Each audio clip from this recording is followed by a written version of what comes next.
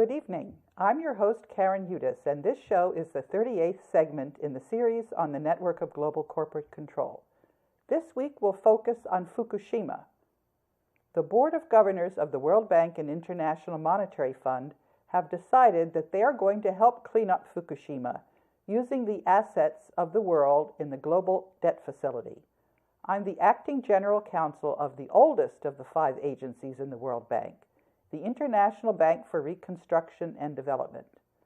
I also speak for the 188 ministers of finance and development on the Board of Governors of the World Bank and International Monetary Fund. Last week, we finally made it clear that the corruption in the international financial system was going to be wound down. We have been exposing the network of global corporate control, which is a secret conglomerate at the center of the world's financial system. The network of global corporate control sabotaged Japan's nuclear plant at Fukushima. Let me acknowledge my sources for this presentation. Mike Brakey, who told me about the thorium power technology, and James Fargan and Jim Stone. It can now be reported that the 4 nuclear reactors in Japan, and one of them is facing a meltdown, had their computer systems hacked by an NSA computer virus called Stuxnet that was installed by Israeli contractors 1 month before the man-made earthquake and tsunami hit Japan. Let's discuss first background on the nuclear power industry. The technology for the nuclear power at Fukushima was developed by Dr. Alvin Weinberg for the Navy's submarine program. Pressurized light water uranium, PLWU, nuclear reactors. Dr. Weinberg repeatedly warned the Navy that the PLWU should only be used for small power plants in submarines and military ships. These pressurized reactors become very dangerous if they exceed 100 megawatts in size. There was a much better energy alternative, using thorium energy. This was developed by Dr. Robert Oppenheimer at the Oak Ridge National Laboratory. Between 1945 and 1953, in a secret laboratory at Oak Ridge, Dr. Alvin Weinberg and his government laboratory team had made an energy discovery of the millennia. The Gray Eagles team had duplicated the chemical energy heating process that takes place in the interior of our planet for billions of years. Our Earth's core generates 20 million megawatts of geothermal heat hourly to maintain the interior at 10,832 degrees Fahrenheit. This is the equivalent power output of 22,220 main Yankee nuclear reactors operating round the clock at 100% efficiency. At a cost of $1 billion, and this is equivalent to $10 billion in present day, the Oak Ridge scientists replicated the process in their own laboratory at atmospheric pressure. During the week of February 24th in 1953, a 150 kilowatt geothermal atmospheric liquefied thorium, that's called GALT, chemical reactor was successfully run for 100 continuous hours using this process. A powerful congressman named Chester Holyfield ordered all information associated with this startling breakthrough, that this energy technology should not be released to the American public. He said that this was due to the Cold War with the Soviet Union. This was an excuse to threaten to arrest and imprison anyone attempting to share this incredible discovery with the outside world. Dr. Weinberg became President John F. Kennedy's scientific advisor. JFK, against the protest of Congressman Holyfield, was a strong supporter of the GALT technology. JFK intended to officially announce this discovery to the American public when he was declaring that he was seeking a second term in office. President Kennedy hinted about this breakthrough technology in a number of speeches, including one as late as September 26, 1963. At the Hanford Nuclear Station, he mentioned thorium and said, "By the end of this century, half of all electric energy generated in the United States will come from nuclear sources." After 2000, virtually all new electric power installations would be nuclear. End of quote. Unfortunately, only a handful of people knew that JFK was actually referring to the Galt reactor technology, not the dangerous PLWU technology that Congressman Holyfield had been marketing to the American public. The Galt chemical reactor would provide clean, inexpensive, green energy and abundant energy for the rest of man's duration on planet Earth. Thus, the Galt chemical reactor could end the age of fossil fuels, while Weinberg continually warned behind closed doors that he feared that the PLWU nuclear technology could end the age of atomic energy. Against Dr. Weinberg's continued protest, Congressman Holyfield encouraged the immediate commercialization of the PLWU reactors. And Holyfield controlled Washington's purse strings. He offered huge subsidies to any electric utility that would build PLWU power plants. And he even bragged in his biography that he threatened some power companies with shutting down all government subsidies if they didn't get on board and build a PLWU in their territory. At the same time, Congressman Holyfield kept all information about Galt technology a secret from the United States power industry. After the murder of JFK, Congressman Holyfield discovered that he couldn't stop the planned Phase 2 construction of Galt. The 750 kilowatt Galt reactor proved highly successful both in terms of economics. It was 1/10 the cost of a PLWU to both build and operate, and in its simplicity of operation. The thorium fuel in molten salts was yielding 200 times more energy compared to the pressurized light water reactor technology. And the Gray Eagles, that's the name of the team, they celebrated 6,000 continuous hours of operation in 1969. In 1970, Dr. Alvin Weinberg and H.G. McPherson sought new funding for a full-scale 100 megawatt kilowatt-hour model, which was 13 times larger than the 1965 model. Phase 2 testing results had been leaking out to segments in the utility industry. There were a number of private companies willing to build the 100 megawatt technology with private funding. The Atomic Energy Commission indicated they required approval from the Congressional Joint Committee on Atomic Energy, which was chaired by Congressman Chester Holyfield. That's when America's most dangerous enemies struck stealthily and efficiently at America's heartland. In one of the greatest disappearing acts in the United States, by December 31, 1974, thorium chemical reactors had officially become an urban legend when the Atomic Energy Commission, the Joint Committee on Atomic Energy, and Oak Ridge National Laboratory vanished. After inquiries under the Freedom of Information Act, we learned that in late 72, Dr. Weinberg was fired for refusing to discontinue voicing his warnings against a likely implosion of the nuclear industry. In early 1973, in what might be described as a precision military lightning strike, the Chemical Division of Oak Ridge National Laboratory, which spearheaded the thorium research since 1945, was suddenly struck down, uprooted, and disbanded. All Chemical Division research and development on thorium was suspended and then later ordered trashed or destroyed. Thousands of Oak Ridge associates were either dismissed or redeployed to other projects by early '74.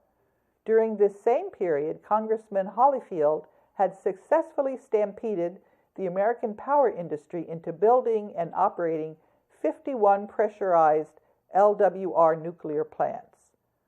To further safeguard against future attempts to develop thorium technology, Congressman Holyfield hastily passed legislation in '74 restricting nuclear power development to the more complex, dangerous, and expensive technologies. And Holyfield announced his retirement from Congress to take effect on December 31, 1974. Now, in Fukushima, we're looking at the same dangerous nuclear technology. When we compare the 6.8 magnitude earthquake which devastated Kobe, Japan in 1995 with Fukushima, the evidence does not stack up. A quick Google Images search of Kobe reveals incredible destruction of buildings, bridges, elevated highways, and other infrastructure. The Fukushima quake, which was a supposedly magnitude 9.0, struck about 70 kilometers off the coast of Japan on March 11, 2011. It sent a 15-meter tsunami crashing over perfectly undamaged bridges, houses, roads, and cars, over a populace which had not been warned of the incoming tsunami because there was no magnitude 9.0 earthquake. The population was taken completely off guard. Yet helicopters were waiting, and people all over Japan got to watch the tsunami roll in on live TV. What on earth was going on? Ordinarily, the Japanese people are warned of tsunamis, and when I was in Japan, I was given a call on my cell phone at least a minute before any earthquake. Why weren't the people in Japan warned? Why was there no structural damage? No reason for them to suspect that a tsunami was coming. The quake must have seemed like nothing special to a nation of people who are used to quakes. In a video taken in one Tokyo newsroom during the Fukushima quake, staff were seen to continue typing at their computer stations, totally unfazed by it. A 9.0 magnitude earthquake is more than 100 times stronger than a 6.8. A 9.0 should have devastated everything within a 1,000-kilometer radius. There should have been widespread urban carnage, even worse than what Kobe suffered. Yet the Fukushima quake of March 11, 2011, did not cause a single structure to collapse. But don't take my word for it. Go look up the helicopter footage on YouTube. Look at the infrastructure the tsunami was crashing onto. Not the slightest bit of damage. Common sense is enough to make you wonder. Jim Stone did more than wonder. He dug up and analyzed the Japanese seismograms. He proved that there was no 9.0 quake and no epicenter out at sea. Instead, there were 3 simultaneous quakes of much lesser magnitude, all of them inland. The authorities lied about the 9.0 quake. They made it up out of whole cloth. An earthquake did not cause the tsunami. There must have been another cause. It turns out that the official explanation for the Fukushima reactor explosions was bogus as well. Nuclear power containment walls are extremely thick and strong. Hydrogen explosions could never have destroyed them. As a historical reference, hydrogen explosions occurred at 3 Mile Island and caused no structural damage, nor even any injuries to plant personnel. Furthermore, Reactor 4 contained no fuel on March 11, 2011, and was therefore non-operational, yet it exploded and was destroyed as completely as were the other reactors that day. Reactor 4 is like Building 7 at the World Trade Center, an utter impossibility, a blatant smoking gun. A reactor containing no fuel cannot operate. A non-operational reactor cannot explode unless someone explodes it.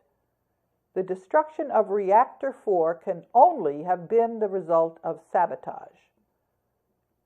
In February 2010, Japan offered to enrich uranium for Iran.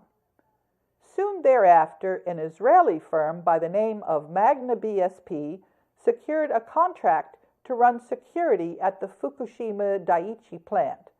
They installed oversized cameras strongly resembling gun-type nuclear weapons. There is strong evidence that they planted Stuxnet, which is an Israeli computer virus that attacks Siemens power plant control systems, and which Israel previously used to damage Iran's nuclear program. Magna BSP also established Internet data links in the reactor cores in violation of international nuclear regulations. Here is the official definition of Stuxnet: a computer virus designed to attack servers isolated from the Internet, such as at power plants.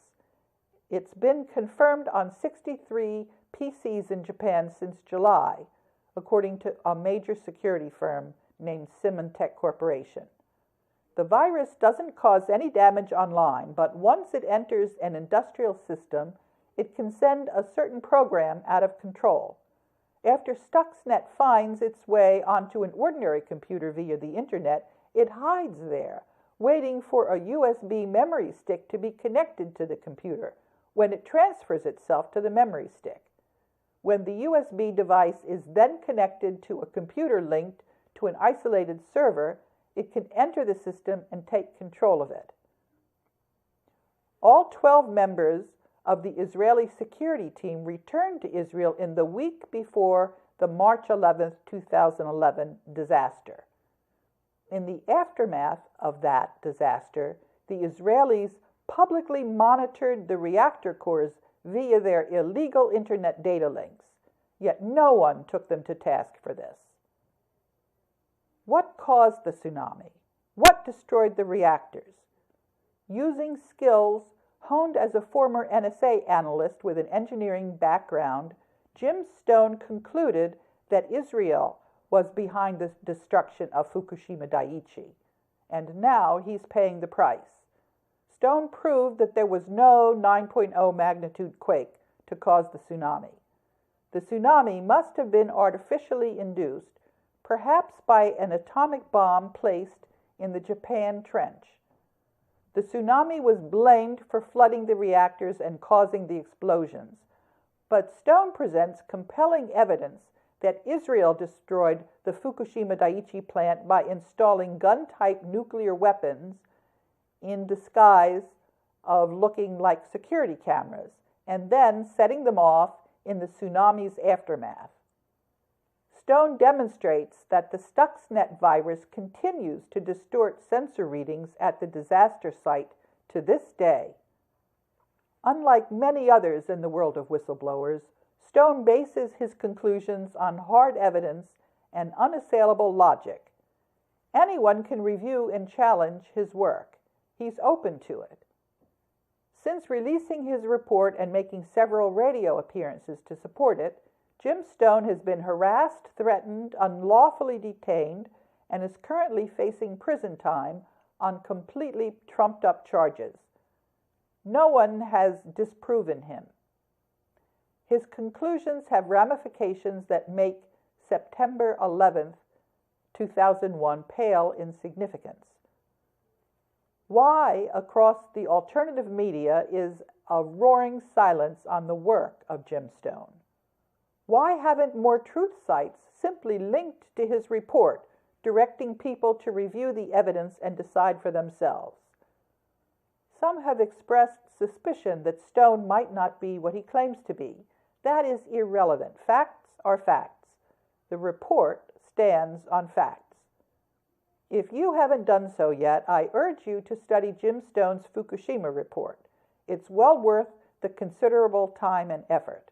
Then, if you agree that his conclusions are correct, please do your part in spreading this information and dispelling the alternative media's silence on it. To conclude, a 9.0 magnitude earthquake never happened in Japan on March 11th. The tsunami must have been artificially induced, and hydrogen explosions did not obliterate containment walls of concrete and rebar several feet thick. The official story is impossible.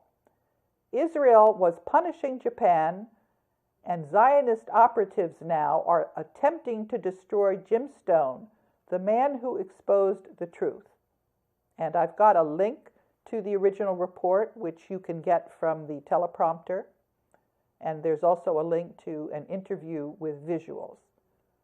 A Greenpeace Japan investigation in July 2015 revealed radioactive contamination in the forests and land of Iitate district in Fukushima prefecture, so widespread and at such a high level that it will be impossible for people to safely return to their homes. Decontamination has been restricted to limited areas and doesn't even attempt to address the vast expanse of contaminated forests and waterways. I'm going to switch focus now to the cleanup of Fukushima. I've been saying that the Global Debt Facility is going to finance the Fukushima cleanup. I went to Japan in the summer of 2014, and while I was there, I was contacted by a Chinese foundation named YCT, which wanted me to entrust the whole responsibility for the cleanup to them. I said no because I wasn't given access to my desk at the World Bank, and there were no other safeguards in place. And I'm going to read to you now an email that I sent on August 10th, 2014 to Mr. Kai-Fuk Young. Thank you for your email. The assets under the global collateral account are to be employed for the creation of currencies in the respective countries of the world and for containing the Fukushima nuclear power plant meltdown. At the current time, there is no intention to create a governmental structure to administer humanitarian projects because we've not been well served by this kind of approach. The human initiative freed up from parasitical controls should be all that's necessary when combined with local currencies. The peoples of the world can revisit this after we've had an opportunity to evaluate how we're doing in the transition. This decision, and indeed all future decisions, are going to depend upon the active involvement of all the peoples of the world and our ability to inform ourselves. And let me read you the letter that I had gotten from Mr. Kai-Fuk Young. He sent me this email on the 9th of August. Would like to connect with Karen Hudes, the Acting General Legal Counsel of World Bank, on matters regarding the employment of assets under the Global Collateral Account for humanitarian projects worldwide. Her advice and commitment for humanity would be highly appreciated. I will be more than happy to reveal my identity and the foundation I represent in due time if given the chance to connect with Karen Hudes by correspondence. And I have been posting a lot of the correspondence I had with China. There was also a letter that we negotiated, which will serve as a model for all of the countries who negotiate their monetary agreements. I'm also talking about some correspondence that I had with the defense attaché in Tokyo. I told the U.S. attaché that I knew how to prevent Germany from leaving NATO, and he sent me this email. It was dated the 16th of July. I just spoke with Ms. Karen Hudes, Acting General Counsel of the World Bank. She would like to establish contact with you concerning an initiative she's working with the U.S. Department of Defense in several countries throughout the world. She's currently in Japan participating in joint committee activities. And then he gave the phone number that I had in Japan. And this was signed by John Walker. He was a colonel in the U.S. Air Force, the Air Attaché. And this email was unclassified. The day before I issued a press release, I sent it to Germany, And this press release announced the global currency reset. And that was when Germany announced that they were considering leaving NATO. And what I said on the 15th of November on 2014, this went to the Department of Defense. I received the attached message from YKF Global China informing me that China wants me to approve a disbursement of $600 trillion and that these funds are not part of the global debt facility. I need urgently to confer with the rest of the members of the Bretton Woods institutions, including the United States Executive Director, as to the procedures for disbursements. Upfront disbursements to one party are likely to provoke armed hostilities. There needs to be confidence in the impartiality of the proceedings and cooperation in everything undertaken. I'm relying upon the U.S. Army to ensure that I may proceed to my desk unhindered. I've already informed Dr. Jim Kim that I expect him to admit me to my office in the World Bank Legal Department. And of course, you know that I was not admitted. And then on November 14th, I wrote to Kai-Fuk Young, "Thank you for your email, on which basis I intend to report back to work at the World Bank on Monday. It will be necessary for me to work closely with the Board of Executive Directors in order that there is no dissension in the important days ahead. I'm looking forward to this important beginning." And as you know, we made no progress. So we have made no progress in cleaning up Fukushima and using the considerable funds in the global debt facility. And you see now my communication with the Joint Chiefs of Staff. I'm also going to read a letter that I received from YCT, and this was dated November 14th. "Dear Karen, thank you for your cooperation of resending the originals of your letter of intent to YCT and Mr. Peng Fainan, the Governor of the Central Bank of Taiwan, Republic of China.